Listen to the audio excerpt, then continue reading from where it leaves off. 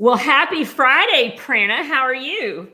Great, Beth. Nice to be with you. Hi, everybody. Hi, guys. And it's nice to be with you too. So we are actually broadcasting this talk on motivating and developing your team. We're doing it on your page. And tell me what the name of your page is. Together we grow. Together we grow. And we're doing it on my page, Beth Cannon Speaks. And then we're also doing it inside of a Facebook group. It's a community that we have for faith-based and nonprofit schools. So we are hanging out in 3 different places today to talk about this motivating and developing your team. So Prerna, you and I, our paths have crossed probably multiple times over the last 20 years. But really since COVID and now that everything is online, we're not just doing our trainings to our schools and our directors in a vacuum. We're all together in this community. So here we are in our living rooms, getting to come and meet some new friends and share some of our best tips for motivating and developing our team. So I know you just received a very prestigious award. Yes, the Texas NACY, the TACY Trainer of the Year. So tell me, how do you think you got picked for that? Because obviously you've got some talent going on in the training world. How'd you get picked for that? Thank you. That was a huge honor, and I was so blown away and so humbled by it.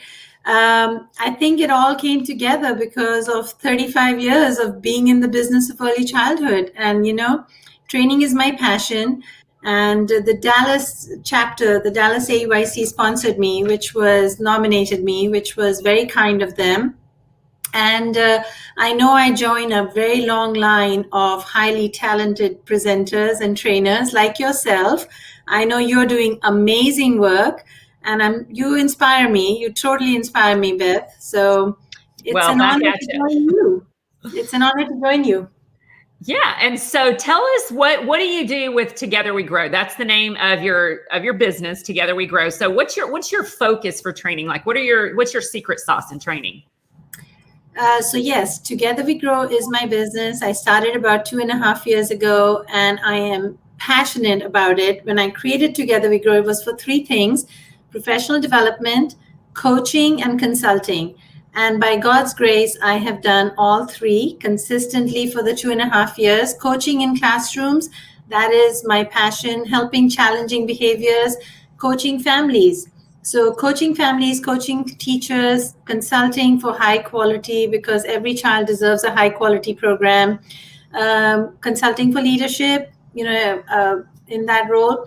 And that's that. So my secret sauce, I would say, has to be social emotional, and has to be leadership, and has to be brain research based. So everything that you can do to engage the brain, whether it's the adult or whether it's the child, it gets me excited. How about you, Beth? What's your secret sauce, and what do you like to talk about? I just like to talk. And so I think I love to encourage and inspire. And I know we've got a lot of men in early childhood, so this is no slam to our brothers in the industry. But as you well know, most early childhood teams are teams of women. And so I love to come in and help them build their culture in a spirit of unity within their community. I like to call it the estrogen cloud.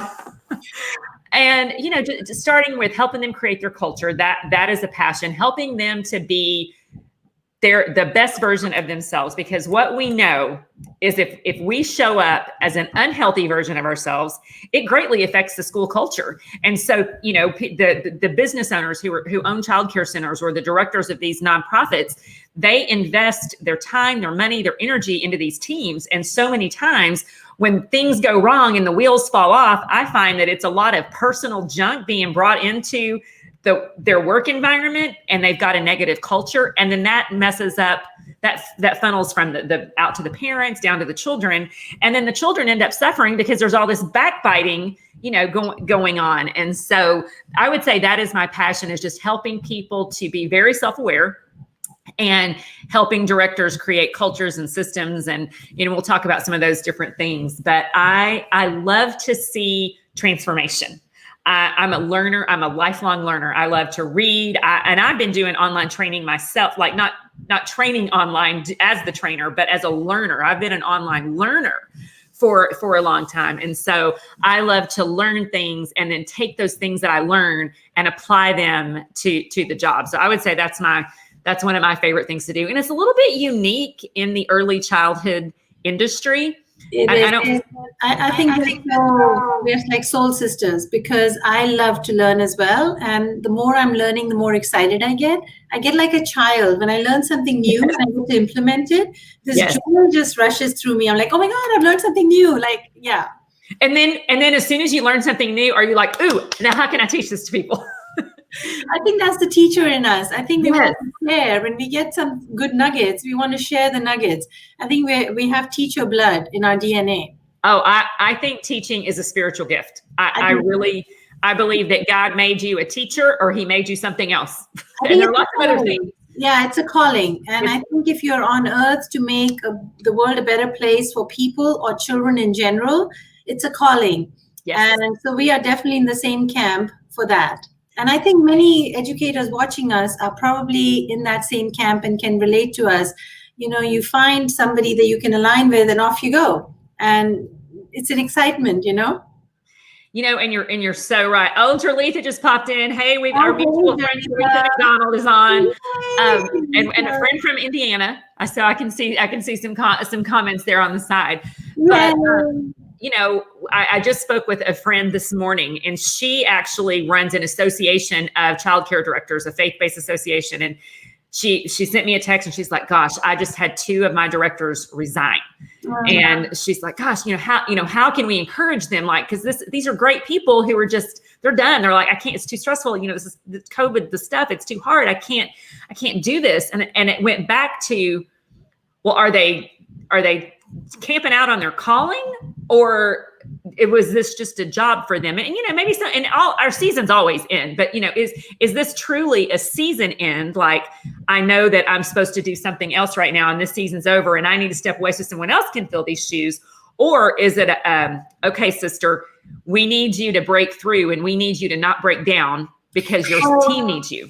Yeah, but you know, burnout is so huge right now. The burnout factor is huge because of the stress right now. Hello, Lisa. So, hey, Lisa. You know, the burnout factor is so huge. And so my heart goes out to people who are directors right now. And this is why I was thrilled when we decided on this topic for today's conversation. Motivating and developing. In the best of times, motivating and developing sometimes ends up taking a back burner. But right now, with the times that we're living through, this has got to be a top priority. Yes. And so we're going to share our tips. But if you have anybody who's watching, if you have a awesome sauce secret for motivating or developing a team, please put it in the chat, because this is how we learn from each other. You know, we're constantly learning from each other. Hi, Stacy. Stacy jumped on. That's awesome. So let's learn and share from each other, because none of us have it all figured out. None of us are perfect by any means. So I am ready to learn and just as much as ready to share. Okay, so I know we both kind of came up with some of our favorite tips. So you want to go first and tell me something that you really find helps to motivate your teams? Yes. So I think what I'd like to start with is recognizing the role that directors have. The role that a director or a leader does is so critical, because they're not just managing the program, they're managing people. Yes, and people, absolutely. Yeah, and people are your, is there too much of a reflection on the screen? Because I have sun in my face and I'm wondering if I should close the blinds. Or if it's No, I think you're good. Okay, don't get distracted. So developing people is the biggest role that a leader would have. And, you know, it's the biggest expense, and it's when they turn out. So you have to find the right people, hire the right people, train the right people, and retain the right people. That is where the biggest expense comes. And so when I think about that, I think about 5 things that most employees want. And guess what, Beth? It's not money. Well, in this profession, it is certainly not. I'm not saying that money is not important. I'm not saying that, don't get me wrong, but they're not staying with you because you're giving them the top bucks. they're staying with you, and there's probably many people watching who have a very stable team. They're doing something right in their environment. So this is my take on what they might be doing right. And I would love to hear if you agree with this. So 5 things that people need to stay in an environment. The first one is they want to be seen. They want to be seen as individuals. They want to be seen for who they are, as that individual person who's showing up. And the second one is they want to be valued for the work that they're doing, for the contribution that they're making. They want to be made to feel important. So let me ask you a question about that. That's almost like the holy grail of having an employee and knowing like what makes them feel valued. Like what is it that makes them feel valued? Because I've got, I have an employee right now and she's great and she's wonderful. But sometimes if I'll ask her to do something hard and, say, well, here, of course, add it to your timesheet, we'll pay you for it. And she gets a little cringy about it. And so I thank her and I pay her well, but then I'm wondering like, what is it that really makes her feel valued? And I asked her and she's like, I don't know what makes me feel valued. That would be the easiest answer, asking them, how can we make you feel valued? Right. Sometimes value is as simple as when you can see that they're adding value to your team, like calling it out and saying, oh my God, I'm so grateful that you do this. So it's so simple. Sometimes people don't even know that they're adding value because they're not seeing that they're being recognized for what they're showing up with and contributing. And so I think value is something you have to experience. It's an emotion. You have to feel valued. And so if you're not feeling valued, then you are contributing, you're showing up, but you're not going above and beyond because you're not being recognized for it, but also you're not feeling that they're being, which takes me to the next point, which is appreciation. If I'm not feeling appreciated, I'm probably also not feeling valued. Right. I think the two go together. So that's almost 3. So seen, valued, appreciated for the hard work they do, that they show up. And I would say if you're a leader and you have a team member who is showing up but is not getting motivated, then they're probably not feeling appreciated or valued because they're not extending themselves. They're just showing up and doing bare minimum. And maybe it's the wrong bus in the wrong seat. Who knows? It could be a case of that too. The other one is being heard. People want to be heard for their opinions, for their suggestions. If constantly you are contributing to the discussion or conversation and people just dismiss you and people don't apply what you're saying or implement what you're saying, you're probably going to be a little bit disappointed, a little bit discouraged, and a little bit feel like, why bother? Why bother? If I say something, nobody ever implements anything. So, and the last one is respected. So those are the 5 pillars. What do you feel, Beth? Do you agree with these 5 pillars? Absolutely. And I think, so much of it does go back to them feeling valued and them feeling appreciated. I just finished an 8-week kind of a group coaching program called Stuck to Strategy Academy. And actually Lisa Schaefer, who's on here, was in that group. And in the end, what we talked about was the coach approach, like shifting to coaching rather than managing and what that looks like. And so I took a lot of research years ago. When I wrote my very first employee manual about 12 years ago, I took research from a book called First Break All the Rules. It's written by Marcus Buckingham. So are you familiar with the StrengthsFinder personality test? Oh, yes. Okay. Oh, yes. Okay. So then so then you know Marcus Buckingham. Let me show a visual to everybody in case. Wow. Look at that. Now Discover Your Strength is the book. But before Now You're Discover Your Strengths, he did the First Break All, because it's like First Break All the Rules, Now Discover Your Strengths. So First Break All the Rules was a management book that he wrote. And because if you're not familiar with his work, he worked for Gallup Poll for many years. He is a phenomenal leadership. Both of those books, I would say, if you're going to make a reading list for 2021, they're older books, so timely, so good. But First Break All the Rules talks about that. He lists, I think, 7 or 8 questions, and that these are the questions that really drive employee engagement. And just a few off my head would be things like, in the last week, has someone told you that they appreciate you or that you're doing a good job? in the last 7 days. And so the research that Gallup poll did, it said that people need to know in the last 7 days, have you shown some sort of appreciation to your employees? And I know sometimes as directors, especially during COVID. So if you're hearing this, let me just tell you this, and you're feeling like, oh my gosh, I haven't said anything nice to my people, and don't freak out right now. It's still Friday afternoon. You have that opportunity. Send them a text or send them an email or something. But I mean, I have a Trello board to where we literally list every single communication that we have with, like, our intentional communication we have with our employees, so that I can keep track, because they're remote, and I want to be able to keep track of, when has this person received recognition? When has this person been told that they're doing a good job? I love how intentional you're becoming of that. I love how intentionally you are recognizing somebody's effort. I love that. It's like getting fuel in your car. You can't run on empty forever. So you have to refill and refuel. And I think part of feeling valued or appreciated is recognizing that somebody's noticing the work that you're doing. Somebody recognizes it. Right. And this is hard, I think, for also us as leaders, because if you're the leader, nobody probably really tells you they appreciate no one appreciates, I just did payroll today. No one sent me a text and thanked me for their payroll. I don't need them to. Of course, that's not their job to do that. But you know what I'm saying? It's like, we have to have this internal motivation as leaders to be able to motivate and develop our team and make those steps, knowing that we may or may not get recognized or appreciated for that.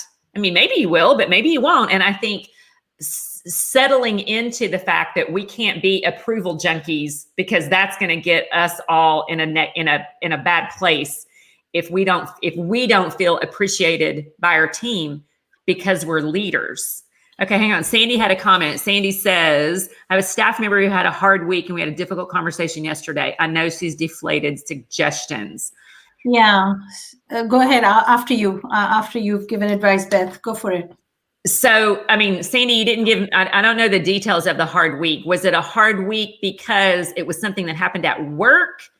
Or she just wasn't making the choices that she needed to make, and she's feeling deflated because you had to maybe give her some redirection?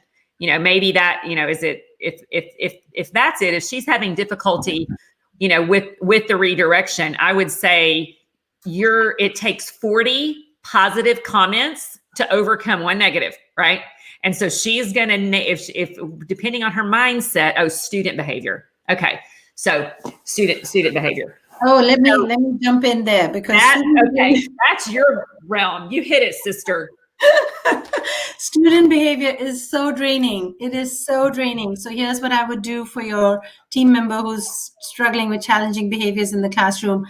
Listen to her concerns, and figure out what can you do to provide support for that child, and come up with some specific strategies so your team member can go back next week feeling empowered and tools in her toolkit to handle.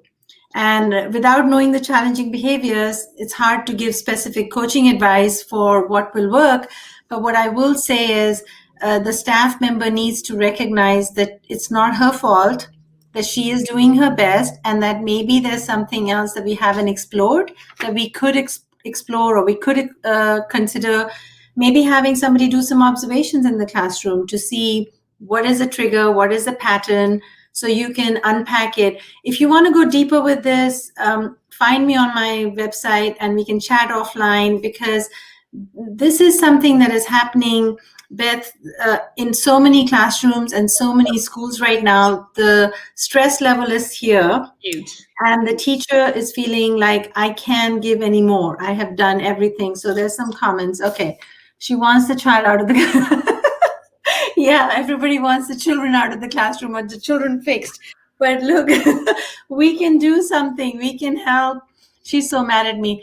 I hear you, Sandy. I hear you. They take it out on the directors because she's feeling overwhelmed. And the truth is, sometimes you can't get out of anything. You have to get through something. That's right. And so from my perspective, I think that the going back and coaching that teacher and just encouraging her, like, that you're making an impact for this child. Like, that child does not wake up every day and say, how can I destroy her? He doesn't, he doesn't do that. But it's a lot of time. It's happening, but it's the result. So what I always tell my staff is that, okay, when a child has a behavior issue, that's happening in front of you. It's not happening to you, right? It's happening in front of you. So, and that kind of takes me into one of my system suggestions would be to kind of go back through we call it the coach approach. And let me see if I can share my screen and show you guys this module. We did this in our Stuck to Strategy Academy. And if you can see this right here, I know this is a PDF, but this is just a little graphic right here. So the coach approach would say for you to go to her, and instead of asking her or giving her suggestions, this is what you would do. The teacher asks you, okay, what do I do here?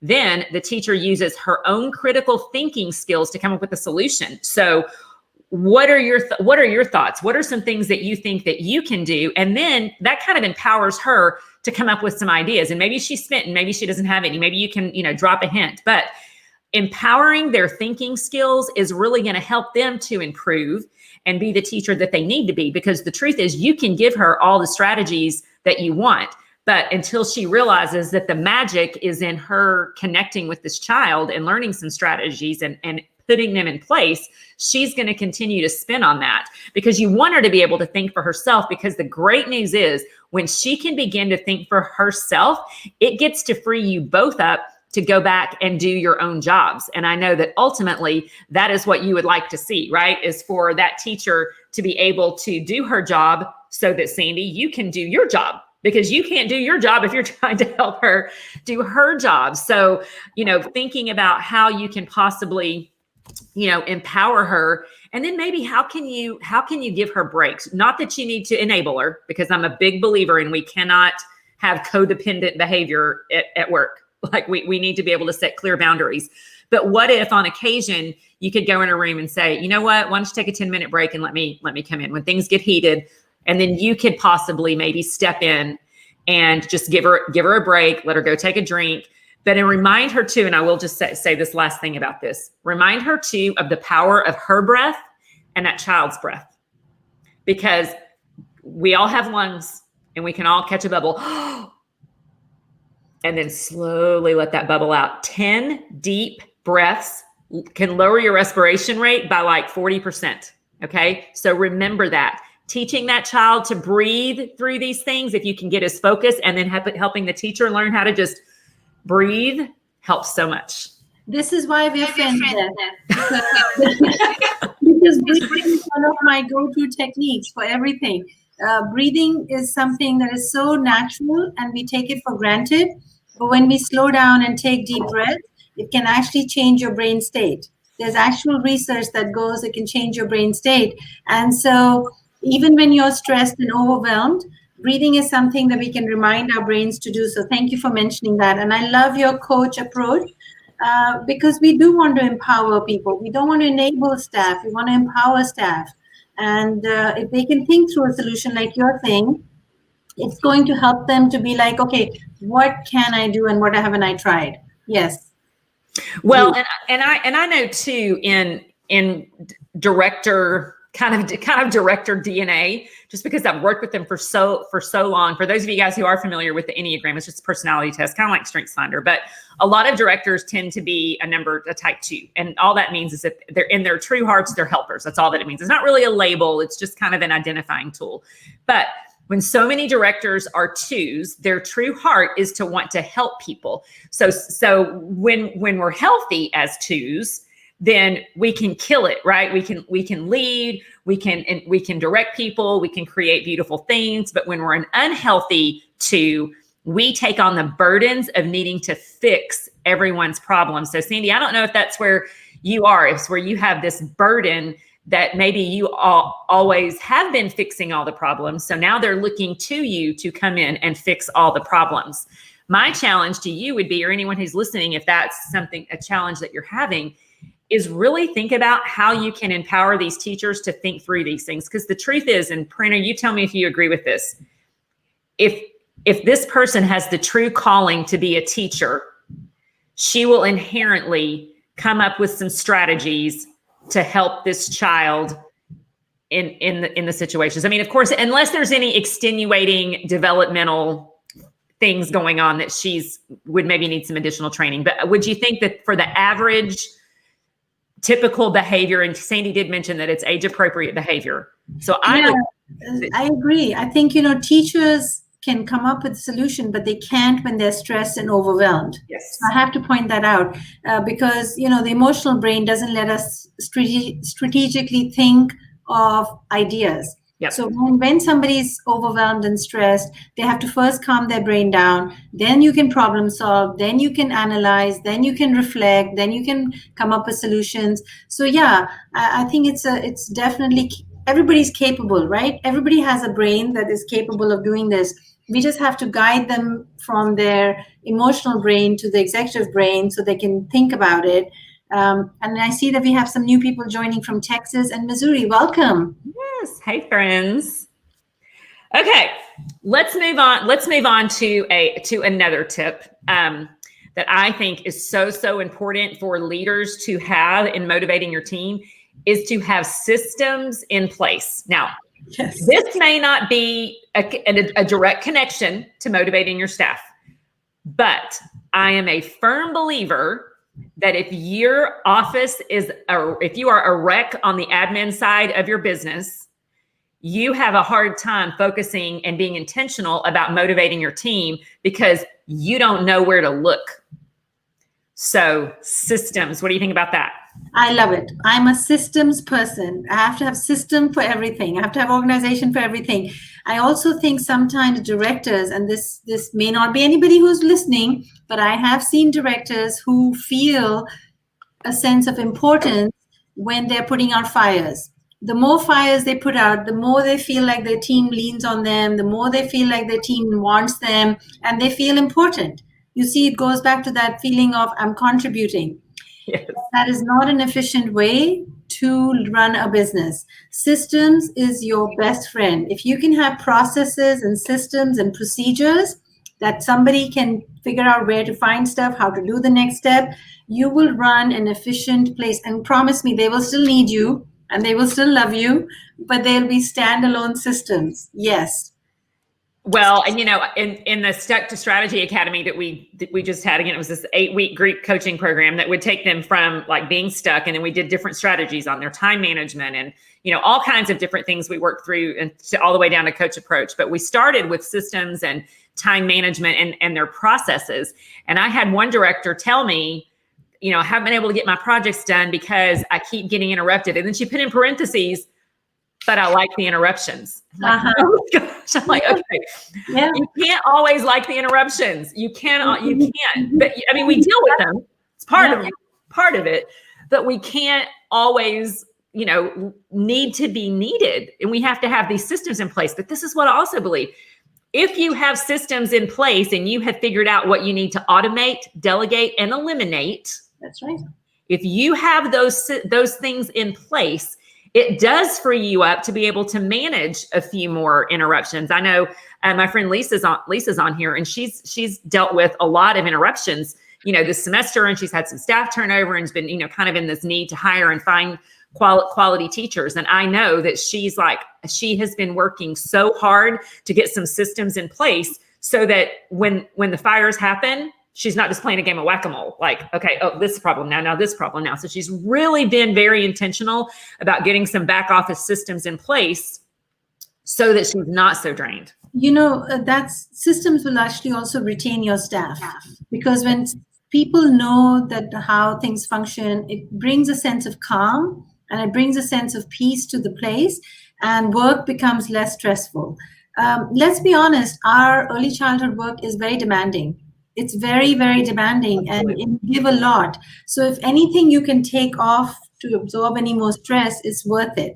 It's worth it. So I wanted to add, when I was talking earlier about motivating and appreciating our staff, there's 5 things that you can find out how they feel appreciated. Because again, appreciation is of emotion. Ooh, I'm taking notes.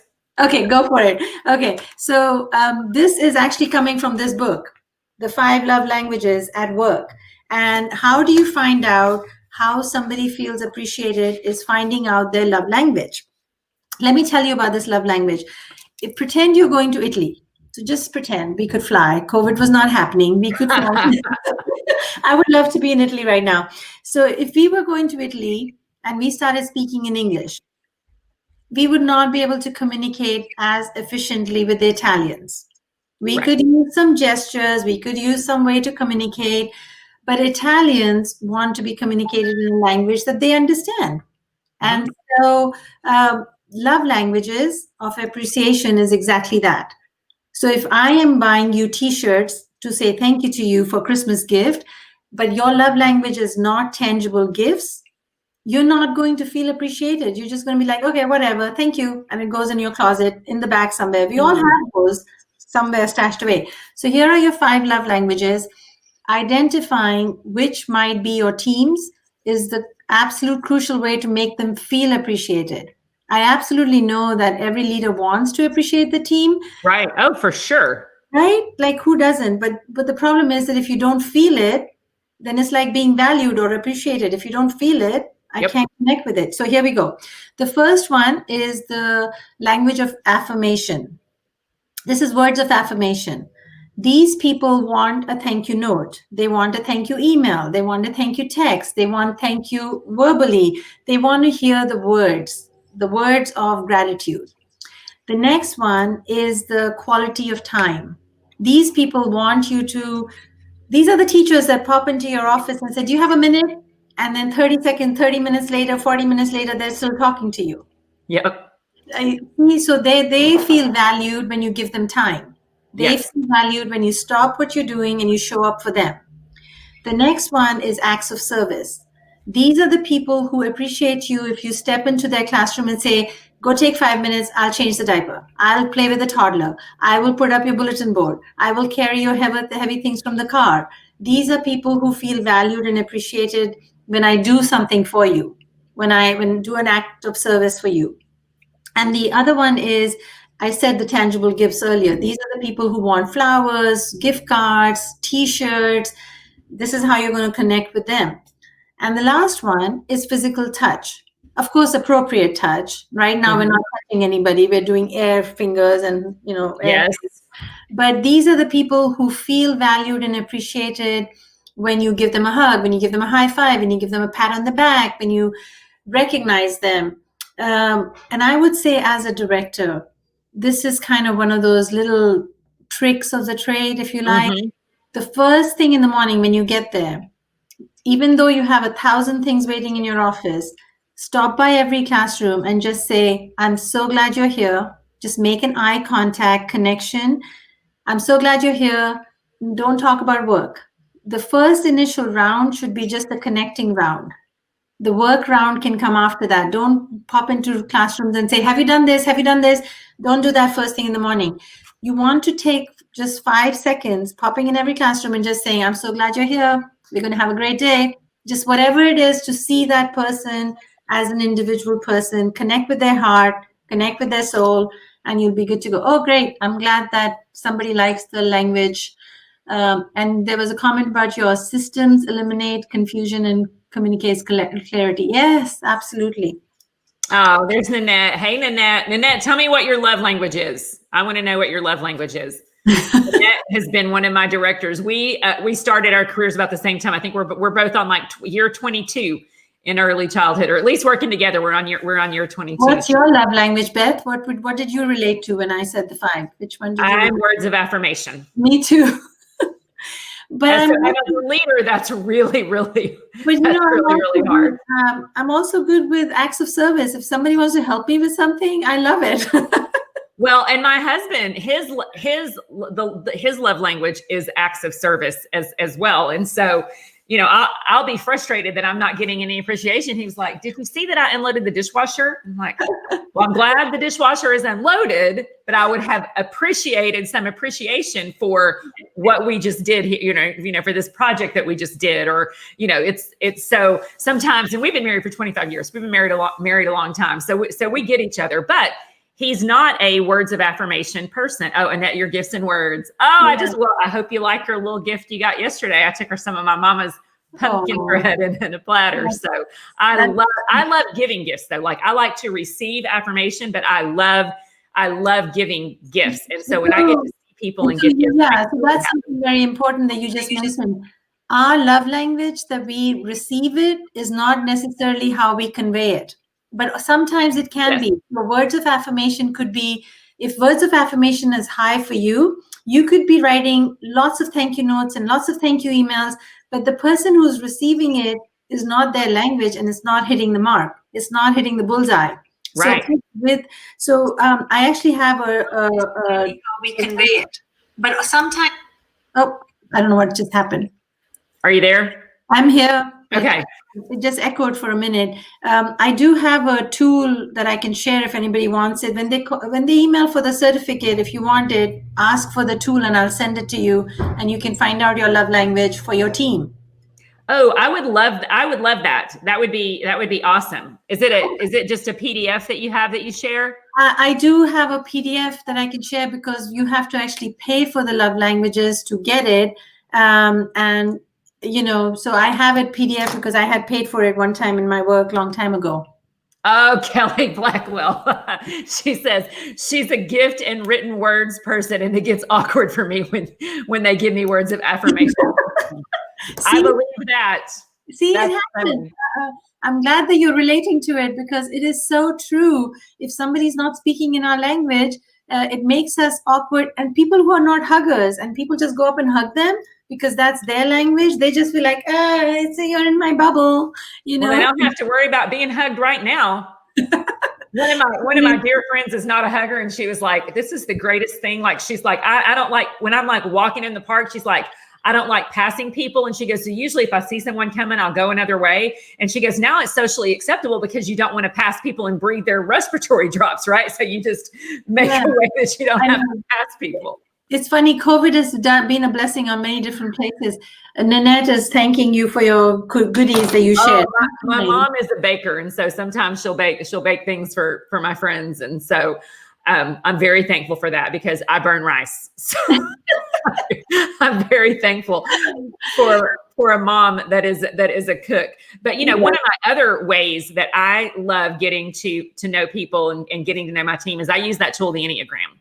And we've talked about this before. I've got a course on my website called Dare to Be Self-Aware about over the Enneagram. It's a course for credit, and I want to be sure that I say that it's not to label people because we always want to avoid labeling people. People are not just a label or a type or whatever.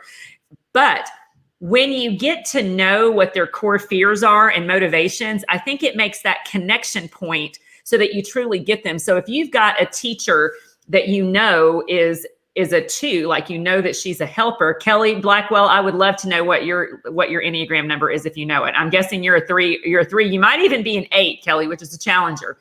But a 3 would be an achiever. And then I think you're a 3-wing 2. I think that's right, or a 2-wing 3. I can't exactly remember. But memorized. I'm so impressed. Well, I just know my friend. I know my friends, but when you know that someone's heart is to truly help and you want to motivate them, give them something to do and let them know they're helping you, and they'll be so happy about it. When you have someone, Kelly, you're an 8 with 3. See, I was right. Kelly and I worked together for many, many years. She is a regional director for a group of Primrose schools, and so. So she's been around for a really long time. I think she actually started in that position as I think maybe a 3-year-old teacher, and then just moved up the ranks into the organization. Yeah, I love Primroses. I just did a training for them. I went back to the same ones up here in Frisco, and it's nice. And it was actually a friend of Stacy's and who had jumped on here, who'd given me the link. But Beth, maybe you can share the link of the Enneagram that you were talking about, because I did the test after you told me about it. And it was very similar to other things I've done, but it was nice to do it in this version. So if you could please share the link. Okay, I will. Yeah, I will do that. Yeah. And they can just there's there's the course that's on my website, but within the course I have them take it it's called Eclectic Energies, and it sounds very woo woo, and I'm always kind of to send something out because I don't want people thinking that it's a woo woo thing it's nothing like that. It's just simply a personality test. But the Eclectic Energies Enneagram test is my favorite one to take because it gives you what your number and what your wings are. But anyway, my point is to say that is when you know what really motivates someone, whether you know their love languages or whether you know what their type is or what their strengths are, I think it really helps you to identify people, because you truly can't motivate people in the same way. Not everyone is motivated in the same way. And it's really hard because we think, like you said, what we want to give is words of affirmation or gifts, and that's not what they want. They want quality time. And so maybe that person, you need to take them to Starbucks, and you need to not just give them a Starbucks gift card, which is my thing is, oh, here, have a Starbucks gift card. They want you to actually meet them at the Starbucks, right, and have a coffee with them. I think it's key because, we all show up in this world as individuals, and we may belong to a team, but we have an intense need to be recognized as individual, talented, contributing people. I'm sure you remember Mary Kay, right? The cosmetic. Yes. So when I was doing my MBA course, which seems like a long time ago now, we did a research on Mary Kay, how she created her business. And what I took away from all that learning about her was that everybody carries a medallion, a huge medallion. Everybody's wearing a necklace of a medallion that says, I am very important. It's an invisible medallion, but we all have it. And as a true leader, you have to notice that medallion and recognize that person's quality and strength and beauty and whatever they're adding to your puzzle of your team. And that's really, in a nutshell, what connections and relationships are all about. Because at the end of the day, it's all about relationships. Whatever you want to call it, it's all about connecting. So if you get to know your people better, you get to relate with them better, they're more likely to stick with you, and they're more likely to be empathetic to your challenges. What do you think? Absolutely. And one thing that I do find with leaders is that sometimes when we have a teacher who has, let's say, behaved badly or not made good choices or caused some drama or, calling in a lot or not doing the job. And so this unwanted behaviors, those are called unwanted behaviors. Unwanted behaviors. So this person is causing you, they're the ones that are causing you more work or not making your job even more difficult. Sometimes we hold grudges for that. Sure. And when we're not quick to forgive and be professional, because you're the grown-up and you're supposed to be the one that's the most professional, but we're also human. And sometimes we can tend to hold that grudge. And I find it's difficult to manage and love someone through their issues if you're holding any kind of grudge or any kind of bitterness for the way that they've acted or for the issues that they've caused. And I posted in my group, I think I put it on my page too, Craig Groeschel, he has a leadership podcast. It's a great, great leadership podcast. If you're a podcast listener, subscribe to this. But what's the name again? Tell me the name. Craig Groeschel. It's Groeschel. Okay. And he interviewed one of my favorite authors. Her name is Lisa TerKeurst, Lisa with a Y. And she has just written a book called Forgiving What You Can't Forget. And I read the book, and she's walking through a journey of having to forgive her husband for having an affair. And they were able to reconcile their marriage. And so it's not difficult. It's difficult, but it's her story and her journey of walking through the process of not just forgiving what he did, but forgiving the impact of what his choices created in her life and in her children's lives. And so when you think about that and you apply that to work, sometimes you have to forgive a teacher for making that choice, but for the impact of it. What if they caused you to lose families? What if they caused you to lose another teacher that is good? And one of the things that she says is that when we are offended by someone, we hold that bitterness, we tend to think of ourselves as the saint and they're the sinner. Right. That they're the bad person, but we didn't do that. So we're the good person, and we can hold that grudge because we have a little bit of pride in feeling like, well, I didn't do that, so I'm better than her. But the truth is we all need grace, right? We all are in need of grace. I would also say forgiveness has more to do with the person than the other person. So when you forgive, you're actually releasing the stress from yourself. The other person may or may not even know that you're holding a grudge and you're creating all the stress in your brain. But if you can forgive, and forgiving is not the same as forgetting. You just have to allow whatever happened to not hold it in your head, because this is where we hold the, unforgiveness. It's all in our brain, right? So forgiveness is an act that benefits us more than it benefits the other person. And you're exactly right. The staff member who is a thorn on our side is probably not getting enough love from us because they are the thorn. And so, there's always one in every team. There's always a thorn in every classroom, and there's always a thorn in every team. And I think we have to recognize or even introspect and reflect, where is this person creating agitation in me? Recognizing that this person is generating stress in me, and I'm in control of my emotions. You can't make me feel stressed. I have to feel stressed. I'm absorbing it somewhere. And I also think, too, one of the things that continues to perpetrate stress in me is if I keep talking about it. Absolutely. And as women, a lot of times we have to talk about it. So it's very healthy to have a good friend that you can process things with. But when you tell that story over and over and over and over again, it puts you into this complaining mindset. And, one challenge that I would have, I just had a meeting with my director before we got on. I'm like, what can we do to live absolutely unoffended in this season? Because so many people are offended right now by so many things. You're offended by someone wearing a mask or not wearing a mask, or voting this way or voting that way, or going on the trip or not going on a trip, or putting your kids in school or not putting your kids in school. Like, there's so many things that we can classify as, I would never do that. And so that's going to put a barrier between you and me, when the truth is, if we could just choose to live unoffended and look at the things that we have in common and focus on those things that we have in common, we would be a whole lot happier in our hearts, which would free us up to love our team more if we're not holding. That's right. If we are repeating it, if we are sitting in that space, that's where our attention is going. And attention, thoughts, and actions are connected. So what I think about, my attention is there. I think about it. I act on it. So for really being intentional about our attention. What is sucking our attention, and where is our attention going? But also, I heard a phrase that I think was very powerful that said, every time we complain, so it could be complaining about the weather, complaining about the mask, not mask, in school, out of school, everything that you just said. Every time we complain, we're not being grateful. That I found very powerful, that the opposite of complaining is gratitude. So when you're sitting in a gratitude space, you can't complain. If you think about it logically, you can't do the two at the same time. If I'm grateful that people are wearing masks, I can't actually complain about the ones that are not, because I'm actually being grateful about something.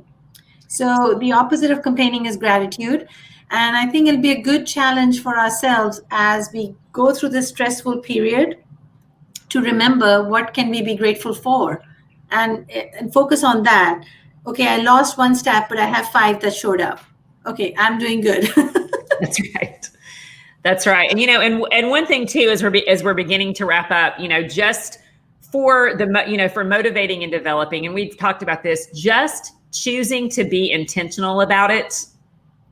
You can read a book. We can give you a laundry list of the things that you can do to motivate and develop your team. But the truth is, you have to do the thing. You have to decide what you're going to do, when you're going to do it, where you're going to do it, and do it intentionally. And remember what that research said. The average person needs to hear it once every 7 days. So that means once a week, as a leader, you should be in the habit of somehow motivating and developing your team in some way, whether you're showing appreciation, whether you're in the classroom coaching. And like Prerna, I know one of my schools actually, I'll think of who used you in a minute, but one of them used you, and she told me that the training that they got from you was almost like a gift to the teachers, because it wasn't the way that they felt about it. It wasn't like, it's like, okay, here's some lady going to come talk to y'all about classroom management. Y'all sit down. It was like, she said it felt like a gift, because it gave the teachers, some tools that they actually could use in their classroom. So you're giving them gifts that they can actually do their jobs. Like I love gifts that, like I love Post-it notes. I mean, if you know me, I've got Post-it notes everywhere. But like when someone gives me Post-it notes, I'm like, ooh, and my son he's a junior in college and he's studying for his exams. I'm like, we'll put some Post-it notes up. He's like, I don't have Post-it notes. I'm like, how can a child of mine have no Post-it notes? Like, did I teach you nothing? What did you learn from me? He has Post-it notes in his laptop. But that was so kind of you, Beth, to share that. I would love to know who the person is because that made my day. Affirmation made my day. I'll try to remember who that was. Don't forget to put the banner because if somebody wants the certificate, we're so getting close to it. If they want to, we are getting close to it. So I'm going to pop that up right now. So for those of you guys who hung in there all the way to the end, we have a 1-hour training certificate for you. So if you go to leaderslounge.solution/motivation, just drop in your email and it will automatically send you an email. And then Prerna will share out, and I'll get this from her and she can send it back out, the information on love languages. So yeah. Thank you, Stacy, for your words of affirmation. Sweet. Just shared it on the Children's Ministry Network. Thank you, Facebook user that did that. You're so kind to be here with us and hang out with us. We loved it. I know. And when this is over, we'll see who all these people are. We're not on Facebook. We're using StreamYard. It's just way easier and not as clunky to do a Facebook Live when you're doing it all together. So we will record this and we'll I know we'll put it up on our YouTube channels and it'll be running on our pages.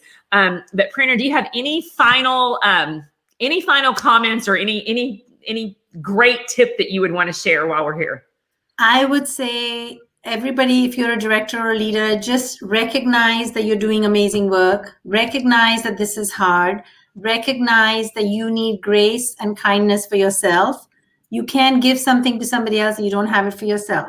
So Absolutely. Be your best friend, support yourself right now, and you will do it. You have done it before. And we will get through this. And happy holidays. And thank you for being here. Stay safe. What about you, Beth? Would you like to say a few words? Well, I'm just thankful that everyone showed up to hang out and get to talk. That they hung out this long to get to the very end. No, I mean, I would echo everything that you said. We do not give ourselves grace enough.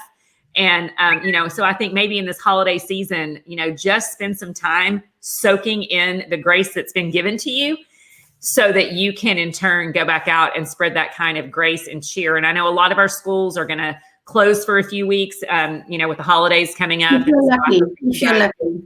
Some rest and restoration and relaxation for that. And then just want to announce, so the Leaders Lounge, we're using that website to drive you guys to, because we're doing another Leaders Lounge Summit. It's going to be February 22nd through 24th. It will be a free training with probably about 20 hours of continuing education credits in there. And I'm going to be a speaker and Prerna's going to be a speaker.